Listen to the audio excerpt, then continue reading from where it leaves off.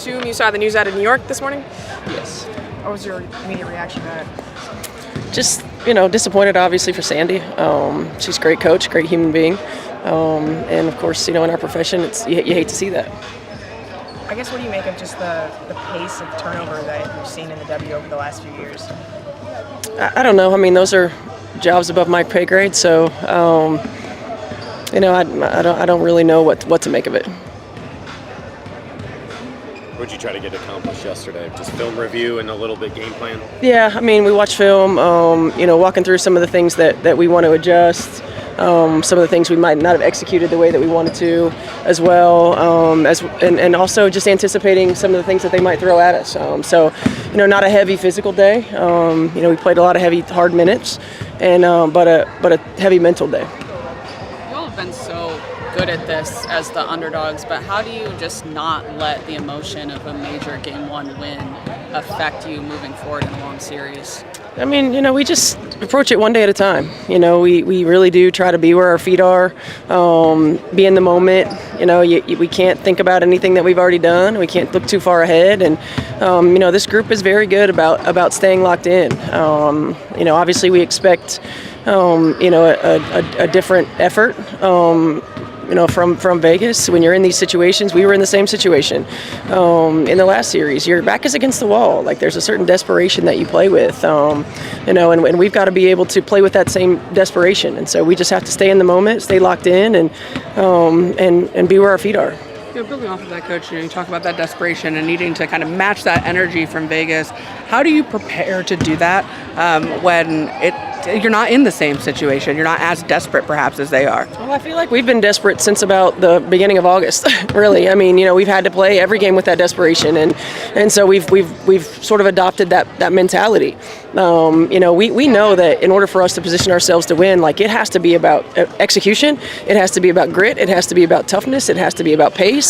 We don't have the luxury of not competing at a high level night in and night out, and this group understands that, and I feel like since about the beginning of August that they've played that way.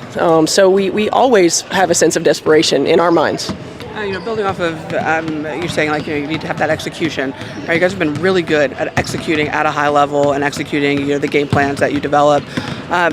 What have you seen from your team in terms of their ability to focus amidst all that emotion, amidst physical fatigue, and still be able to execute at such a high level against such high quality opponents? Yeah, I think the first and foremost, they're really good at not giving into excuses. They understand what it takes. As we've said throughout the course of the year, there's no substitute for experience. And now experiencing this moment for some of them, for the first time, their attention to detail has been really good. It continues to be really good. They allow us to coach them, to challenge them, to push them. And that's important because it does take a different level and a different version of yourself and a different version of a team to compete in the semifinals, more so than it did in the first round or more so than it did in the regular season. Every level up needs a different version of themselves, and they allow us to push them to that. And so they handle coaching really well. They take a lot of pride in what they do, and they take a lot of pride in doing it for one another and having each other's back. And I think that's what allows them to go out and to continue to execute. We're not always perfect, but when we play with that effort and that multiple levels of effort, it allows us to work through those imperfections. Steph, with Odyssey in particular, do you think that's just a perfect example of fit and opportunity and then settling in now? Yeah, I think it is. The moment that we lost, Arian Sid, we knew we needed a playmaker, and she was one of the ones that's been out there.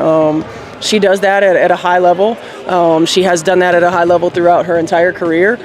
So right time, right moment. And I think playing with this group who just allows her to do what she does best, I think it gives her a comfort zone to know that we need her to do that. And there are some games where I'm on her if she's too passive, because we are not successful if she's not the best version of herself, which is getting downhill, getting into the paint, creating for herself, creating for others, and playing with that high intensity level. And she's been terrific for us, and we're going to need her to continue to be.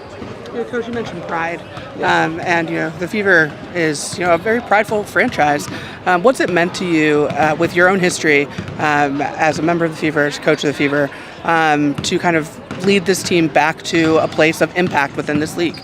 It means a lot. I mean, this is a franchise that I love. It's really a fabric of my DNA. From a player to assistant coach to head coach to just the state of Indiana and how much we love basketball and how much pride we take. And really, it's a sports town. I mean, the Pacers run, what the Colts are doing, this year, and with us, as a Fever, it's important for us to put our best foot forward. I think we represent, our state and our city and how we compete.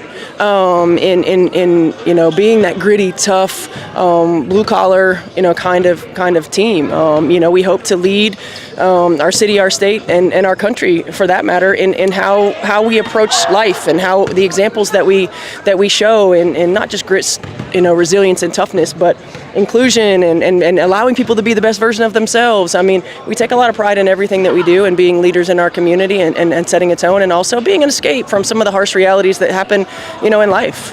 How does it feel seeing Coach Steichen in particular and the Colts shout out what your group is doing? I mean, it feels great. It really is. Our community is very much like small town college feel for supporting one another. I mean, from Coach Steichen to I get texts from Rick. To see the Pacers players and the Colts players in the building, and for our players to be in their buildings. Like it's just it's important, and I think it shows how tight the sports community is in the city of Indianapolis and in the state of Indiana. As a Boiler, do you even take pride in IU football ascending right now? That's a trick question. No comment. No comment.